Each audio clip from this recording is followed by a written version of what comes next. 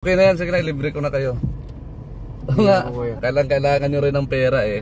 Bigay ko na sa inyo yan. Kasi yan, pera niya niya, pangkain nila ng tatay niya. Galing kayong heart center? Sa tatay ko. Kailangan palitan ng puso eh. Puso? Talaga? Bakit? Pangmayaman yung naging sakit niya. Alam. Dito mga lods, no? Nakatulog na sila sir at saka ma'am sa sobrang traffic talaga mga lods, grabe.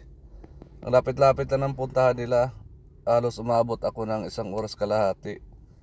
Umabot yung bill nila mga lods ng 360. 274 lang sana yun, kaso lang din sila nagsabi na yung pupuntahan pala nila sa barangay na pera is pambayad lang sa taxi. Hintay ko pa sila kasi akala ko yung pambayad nila sa ospital ng bill. Sabi sana silang maaga mga lods, okay lang sana, walang problema yun sa akin. Kaso lang yung palang kukunin nilang pera is pambayad sa akin. Kaya umabot sila ng gano'n. Wala rito. Wala na naman dyan? Oo. Asan ba yun? Sa Apo. Saan yun? Madama tayo ng abaw ko eh. Kukuha rin ako ng pera. Kuhanin ko na rin 200. Dito mga lods, kumuha siya ng pera, no? Yun, tumatawa yung kasama niya kasi pagbalik niya, puro barya talaga.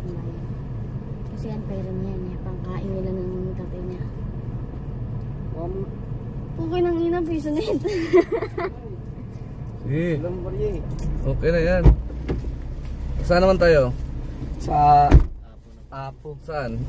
Dito mga lods, dumaan na naman kami, no? Kumuha ng pera para magkasya talaga yung pamasahe nila. Ganyan. Magkano? Magkano to? Hindi ko alam. Saan ba kayo? Opo, bilangin mo muna to. Kailangan mo muna. Bulusan tayo. Saan yun?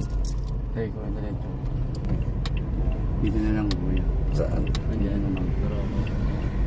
Wala siguro ako pare ko. Bale magkano? Ay, Ayan. ako.